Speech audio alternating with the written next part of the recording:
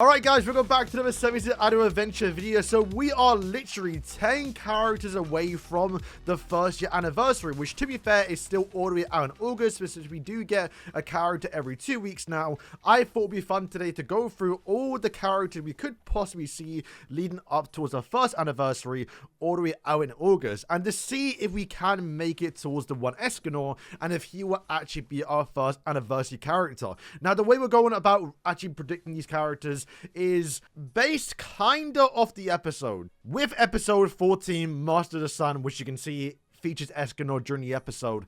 And if you look at my sheet we're going to show in a second, if we get a character and an update every 2 weeks, it would literally line up perfectly with getting the episode 24, the season 2 finale, with the first year anniversary. So I do think them extending it, because they did like these extra journeys, they literally did these little extra stuff just to time it up for the first anniversary, ending off with season 2, meaning going in towards the first anniversary plus or year 2 of Idle Adventure, it is going to be mostly season 3 content going forward. Alright, so on screen now, we have our first character, which is going to get revealed tomorrow, and it should be Bond. So Bond's already listed, we know he's coming, and I want to point out a few things. So hopefully I made no mistakes in terms of dates, but I think regardless, still lined up perfectly. But the black borders, so on April 22nd, June 17th, and also August 12th, which will be the first anniversary, those black borders are when we get the festival character. We get festival, at least right now, every 2 months, or basically every 4th banner, we get a big festival.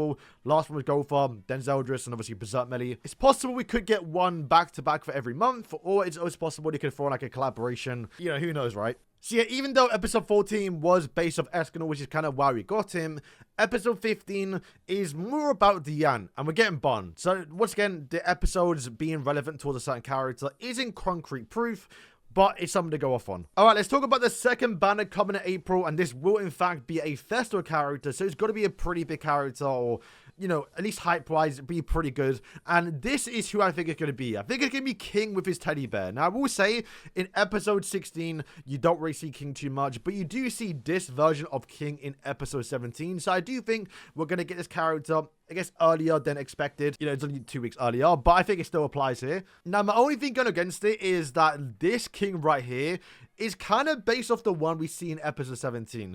He has the Spirit Fear Chastifold first form increase, also the Guardian Punch, which is kind of what he does in his skinny form a little bit, but I do think this would be a really good time to add it. It will also be a very cool model of the actual teddy bear being there on the screen in the character's actual, like, animations. We kind of see a little bit with Fat King. He kind of does a little punch. You see the bear, but I think it'll be more so the bear actually fighting for King and the bear doing most of the work, which I think will be really cool for a festival character. So that is my prediction. Plus, we are getting, like, you know, these transformed versions of the characters for the Sins. We've got Escanor, we've got obviously Gopher. We're now getting Bond. So I do think this would be a good time to get the transformed version of this festival King with his teddy bear. They could do something really cool there. So that's kind of what I'm thinking. Moving on to May, we have episode 17. Like I did say, this mostly is around King, but also I guess the big villains of that little arc they got going on is Gloxinia and also Drool. So I do think at this point we're probably more likely going to be seeing a new Drool in the game,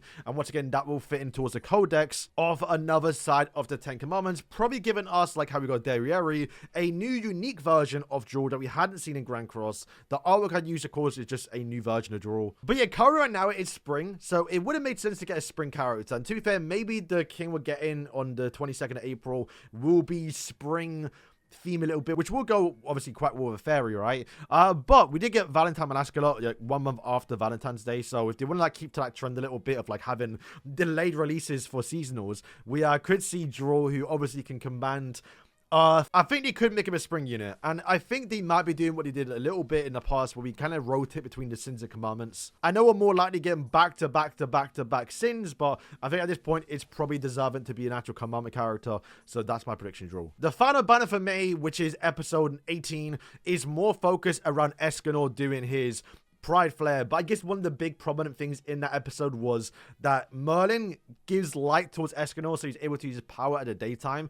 But I do think at this point we should be getting Merlin. It's very obvious what they've been doing lately, where we get Invasion Arrow Gopher, we be getting Cruel Sun Escanor. Even though it's not called Cruel Sun, he got the ability right. And the one character missing, because she does do the animation, if we can get it right there, that is Perfect Cube Merlin. So at that point is when I think we're going to be getting Perfect Cube Merlin. She also could be the new character coming out in April if they want to switch the kings around a little bit. But considering that it would just be a new skin for Merlin, where I think for King could get like a different animation because of the teddy bear or his guardian. I think it probably more fitting for him to be a festival, more so than Merlin. Let's get an arc I used just from Grand Cross, just to give it a little bit of sense of her getting like a new outfit. All right, so moving in towards June, this is, I think, is going to be a pretty big month, and also would be kind of the first anniversary of Idle Adventure. Not officially, because the game did obviously launch in August, but if you were someone that played the beta, June 4th, around that time was when the game actually released. So they might do a little bit of a bigger celebration for this one,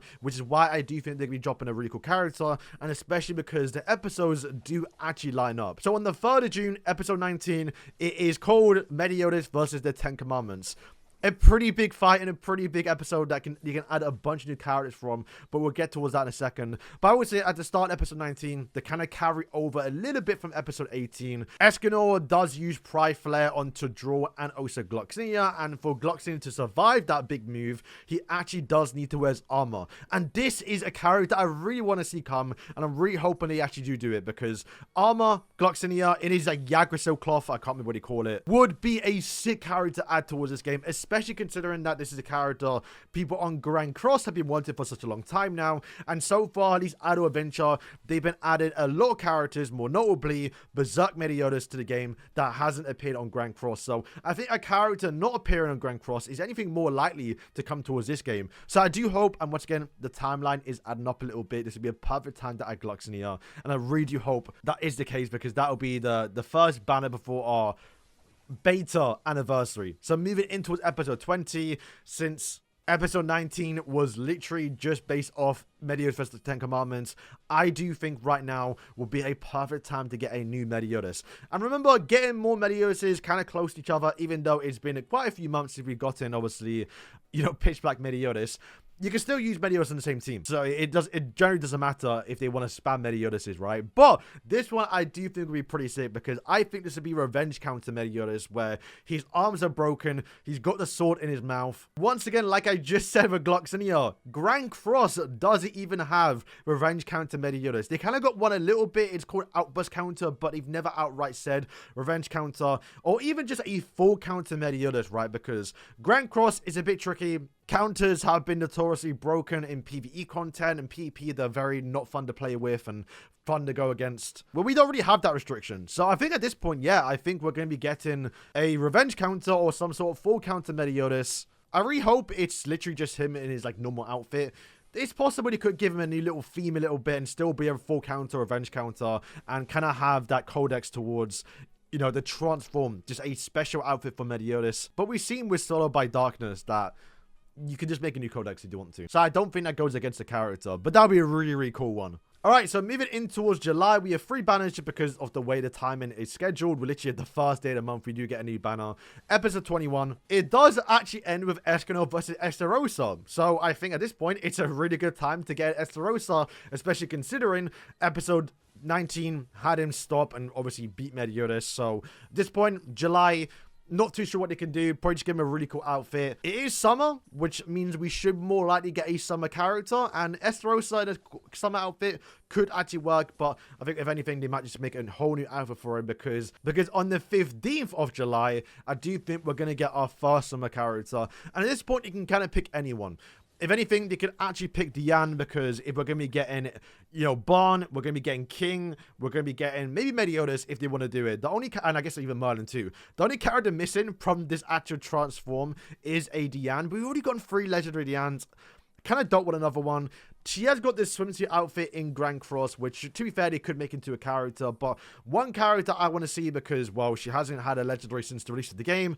And I just really like the character. And I think I want them to make her a big DPS character, especially considering how prominent she was in Grand Cross in the early stages. And yeah, that's Jericho. She has this really cool outfit. Once again, it wasn't a playable character, but she got really cool artwork. Probably one of the best, like, the summer outfits in Grand Cross. And yeah, make that a playable character. It will be sick. Towards the end of season 2, she does get some ice powers. And if they really want to, they can make this ice power themed a little bit. I know it kind of go against summer with ice powers, but they could do something with it. It'll be kind of cool. And then the final banner on the 29th of July. This is based on episode 23, which, to be fair, heading towards the end of the season, not really much going on. We've already got a lot of characters. I think, in fact, this is mostly based around Merlin and Grey Road, so I don't think they're going to get characters because we've already gone Perfect Cube Merlin. I don't think they're going to wait this long to get Perfect Cube Merlin, but if they wanted to, then yeah, hey, she can come out here, right? Maybe you get a new Grey Road too. But I did see one move, which is kind of cool a little bit. It was a Monspiet. Why not at this point? If we're going to be kind of switching between commandments and sins, getting a new Monspiet will be pretty cool, especially considering, even though I can't really showcase it right now, there was an Advent boss battle with the actual Monspiet where he does a massive cruel sun. Wasn't obviously a cruel sun, but a lot of the commandments already do actually have special animations because they have to get a lot more for the Advent boss battles. So they might as well just reuse them. And I think a new Monspiet at this point would be really cool. And then we have our big anniversary. This has to be a pretty big character. Of course, this is going to be the first anniversary of the game. A huge milestone. And this will, of course, be the final episode of Season 2, going into Season 3, Episode 24, which, to be fair, nothing really happens. Like, I would say it's a pretty boring episode. It's, like, more like Fraugen, Meliodas. Some, you know, character already got it in game. I don't think at this point we're going to get Meliodas. However, I mean, it's got to be said, right? The one Escanor. Even though we are very far away from the one Escanor, in fact, if we're going to be getting episode 24 for the first anniversary, that does mean we are 12 episodes away. And if they keep up towards that theme of getting a chapter or at least episode every 2 weeks, that does mean we're not possibly going to see Escanor the one and also Sot Meliodas all the way until January 27th. That is a long way. And one of my biggest things I'd say right now, especially going into season 3 and the first anniversary, we have to be a lot faster. Around July, August, whenever they decide to release it, Seven Days Since Origin is going to release. And that's going to be the main Seven Days Since game. Now, I do think Idle can still be alright. It's its own niche. It's an Idle game. You can still play both of them. It's fine, right? But I think around July and August, they do have to start releasing big hitters. And I do think if we're doing what Grand Cross does, and kind of how we've been doing for the first year now, where we get characters based off the seasons, rather than just jump in and giving us Mayo, jump in, giving us Demon Kings, you know, all the cool characters, and even a little bit going into Four Nights of the Apocalypse. If we're going to be getting one episode every 2 weeks, which they can still do, but I do hope they stop basing the characters off the episodes and just start giving us all the cool ones, because yeah, I do think it's too slow. It's fine right now, but I think going into year 1, they do have to start giving us some big hitters. Because yeah, if we do get one Escanor, you know, it's not to say we can't get like another one Escanor in like 4 or 5 months after and just give him a new seasonal outfit. Like, I do think this game's benefit is that you're not restricted to using one Melee, one Escanor, one Barn per team. They can go crazy and release, honestly, sometimes back-to-back Meliodases. It doesn't matter. So yeah, I hope at this point it is the one Escanor. However, I will say for the first anniversary on Grand Cross, at least on the JP side, granted, Global Anniversary did fix that and gave the one Escanor. Even though they did get to that point in the story mode, so it made sense a little bit. But the JP side did do Goddess Elizabeth.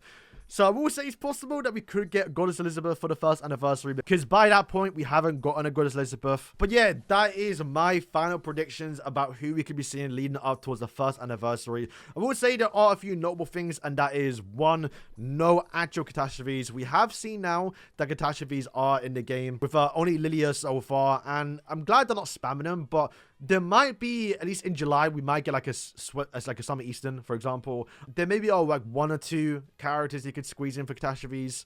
Who knows? Maybe there's a collab thrown into, like I said, we actually just don't know. But yeah, that's going to wrap up to the video, guys. Let me know what you think, and who would you like to see come leading up towards the anniversary.